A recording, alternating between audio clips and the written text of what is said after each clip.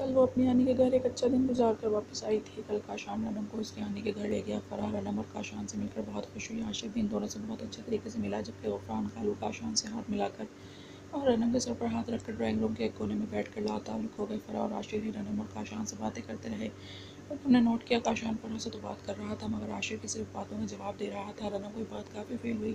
थोड़ी देर बाद जब फराह किसी काम से ड्राइंग रूम से बाहर गई तो रनम भी काशान को देखने या बोलने से पहले फराह के रूम में से निकल गई। शायद रनम आहिस्ता आहिस्ता अपने शौहर के मिजाज को समझने लगी थी। खाना अच्छे माहौल में खाकर काशान और रनम अपने घर के लिए निकल गए।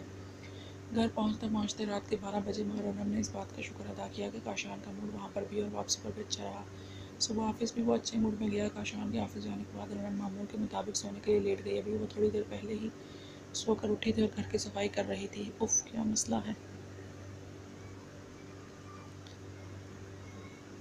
झाड़ू देते हुए मिस मेज से रनम का फोन टकराया तो वो चिढ़ते हुए बोली। रनम का मोबाइल बजा। इसने झाड़ू पटक कर यूसरा की कॉल रिसीव की। और बताओ क्या कर रही थी इस वक्त। सलाम दुआ हाल बहाल के बाद यूसरा ने रनम से पूछा। काशान के ऑफिस जाने के बाद सो गई थी, अब काफ़ी लेट उठना हुआ, बस अभी घर की सफाई में लगी हुई हूँ। रनम ने सामने दीवार पर लटकी घड़ी में टाइम देखते हुए कहा, जो कि 2 बजा रही थी। अभी तक मेड का मसला हल नहीं हुआ, कैसे सफाई कर रही हो तुम खुद से। तुम्हें तो कभी घर की सफाई करने की आदत नहीं रही। रनम यूसरा को एकदम बेटी की फिक्र हुई। आदत तो बाकी नहीं है मम्मा, मगर घर भी तो साफ रखना है। काशान को बिल्कुल फैलावा पसंद नहीं है। सामने वाले फ्लैट की फैमिली से काशान ने बात की है, कोई मेड काम करती है, मगर वो छुट्टियों पर गई है। काशान ने बताया कि वो परसों आ जाएगी। यूसरा को फिक्रमंद देखकर रनम ने उसको तसल्ली देते हुए कहा, चलो मैं शाहिदा से कहती हूँ तुम्हारे फ्लैट में आकर काम कर देगी। जब तक कोई काम मेड अरेंज नहीं होती वही काम कर लेगी। तुम्हें कोई ज़रूरत नहीं है झाड़ पोंछ करके अपनी स्किन का बेड़ा गर्क करने की। यूसरा ने मिनटों में इसके मसले का हल निकाला तो रनम रिलैक्स हो गई। ये बताओ तुम घर का कब चक्कर लगा रही हो। शादी के बाद तो तुम एक दफ़ा भी रुकने नहीं आई। रनम यूसरा की बात सुनकर रनम एकदम चुप हो गई।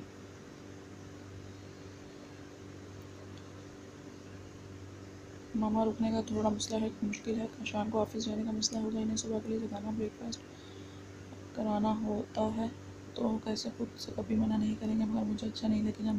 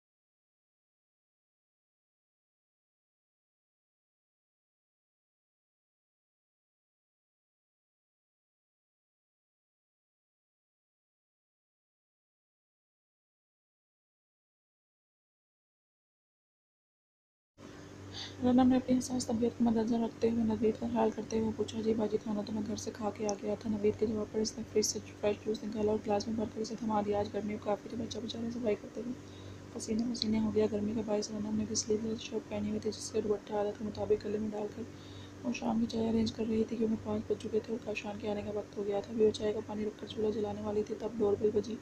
नवीद ने खाली गिलास से टेबल पर रखकर दरवाज़ा खोला। काशान मुस्कुराता हुआ अंदर आया, मगर नवीद के अपने फ्लैट में मौजूदगी देखकर इसका मूड खराब हुआ। तुम यहाँ क्या कर रहे हो? नवीद के सलाम के जवाब में काशान इससे पूछने लगा। बाजी ने बुलाया था सफाई करने के लिए, नवीद ने जवाब दिया तो काशान भी गुस्सा आने लगा। इतने में रनम लाउंज में दाखिल हुई। आप आ गए, ऑफिस से फ्रेश हो जाए, मैं चाय लेकर आती हूँ। रनम ने मुस्कुराते हुए काशान से कहा तो काशान नागवार नज़रों से इसको देखा और फिर नवीद से बोला, सफाई कर ली तुमने, अब जाओ।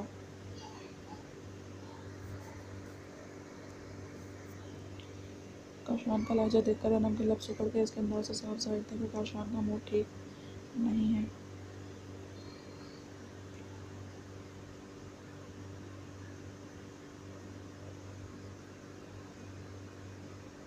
नवीद, तुम जाओ, कल 12 बजे तक आ जाना।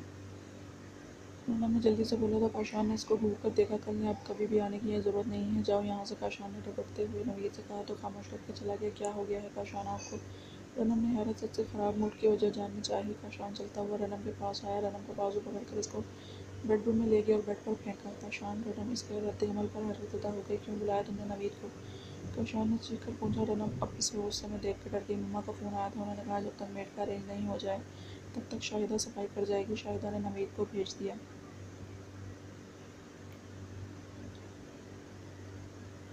रनम काशान को सारी बात बताती हुए बेड पर उठकर बैठी। काशान ने इसे दोबारा धक्का देकर बेड पर लिटाया।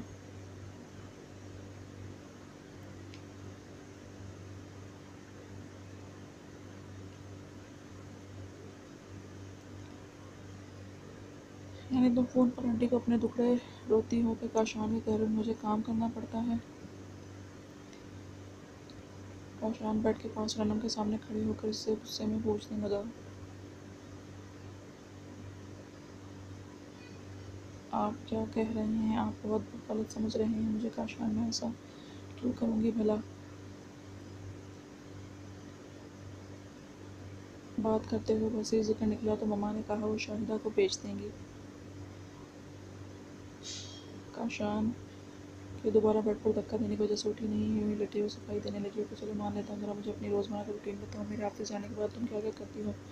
काशान यूँ ही खड़े होकर इसे इस्तफसार करने लगा। काशान, सॉरी, रनम को अपनी गलती समझ में नहीं आई, मगर फिर भी काशान को गुस्से में देख कर माफ़ी मांगने लगी।